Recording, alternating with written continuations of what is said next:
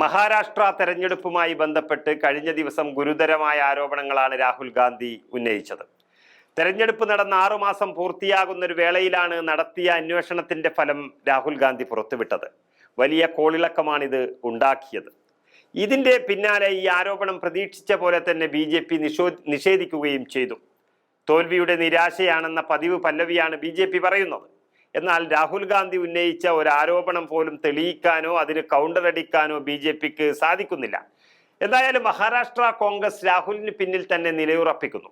BJPയുടെ voting അട്ടിമറിക്കെതിരെ മഹാരാഷ്ട്രയിൽ വ്യാപകമായി torch March നടത്താനുള്ള ഒരുക്കത്തിലാണ് കോൺഗ്രസ്.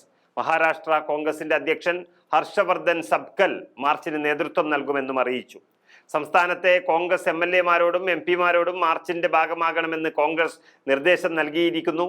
രാഹുലിന്റെ പുതിയ വെളിപ്പെടുത്തലിന്റെ പശ്ചാത്തലത്തിൽ മഹാരാഷ്ട്ര തെരഞ്ഞെടുപ്പിൽ അട്ടിമറി നടന്നുവെന്ന് ഉറപ്പായി കഴിഞ്ഞു.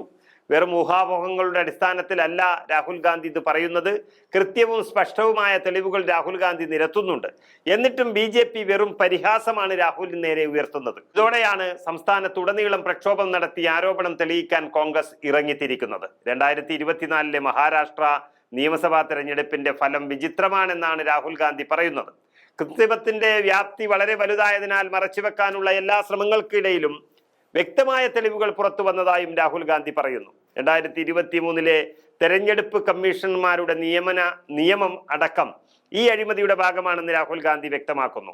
തെരഞ്ഞെടുപ്പ് സമിതിയിൽ സുപ്രീം കോടതി ചീഫ് ജസ്റ്റിസിനു പകരം ഒരു ക്യാബിനറ്റ് മന്ത്രിയെ ഉൾപ്പെടുത്താനുള്ള തീരുമാനവും കളങ്കിതമാണെന്നും പ്രതിപക്ഷ നേതാവ് വ്യക്തമാക്കിയിട്ടുണ്ട്. തെരഞ്ഞെടുപ്പ് കമ്മീഷന്റെ കണക്കുകൾ പ്രകാരം 2019 നിയമസഭാ തെരഞ്ഞെടുപ്പിന്റെ സമയത്ത് മഹാരാഷ്ട്രയിൽ 8,98,00,000 വോട്ടർമാരാണ് രജിസ്റ്റർ ചെയ്തിരുന്നത്.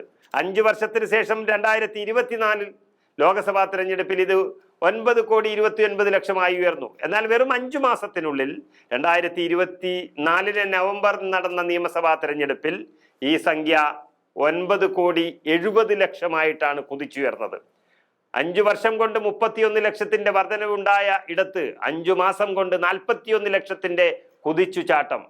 ഇത് എങ്ങനെ ഈ കണക്ക് വിശ്വസിക്കുമെന്ന് രാഹുൽ ഗാന്ധി ചോദിക്കുന്നു. മറ്റൊരാരോപണം പോളിംഗ് ദിനത്തിൽ അവസാനത്തെ മണിക്കൂറിൽ പോളിംഗ് ശതമാനം കുതിച്ചുയർന്നതാണ്. വൈകുന്നേരം 5 മണിക്ക് പോളിംഗ് ശതമാനം 58.22% വോട്ടെടുപ്പ് അവസാനിച്ചതിന് ശേഷവും പോളിംഗ് ശതമാനം കൂടിക്കൊണ്ടേയിരുന്നു.